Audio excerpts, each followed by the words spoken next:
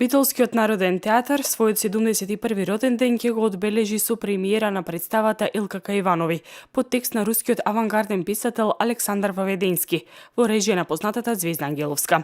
Премиерно представата ќе се одигра во сабота на 14 ноември на камерна сцена. Ова екипа од 12, говорам за актерската екипа, од 12 луѓе, кои што ми е посебно драго што направи Илка Каиванови во Битолскиот театар, бидејќи ми беше многогодишна желба од 10 години.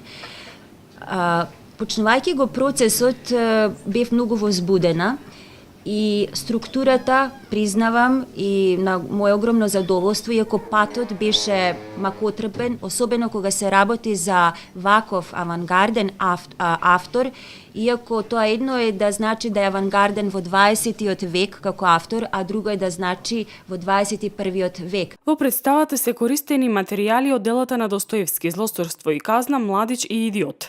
Постапката која употребува Александар Ваведенски е радикална естетска постапка, која води во правец на создавање на едно драмско дело кое ги надминува класичните форми на изразување.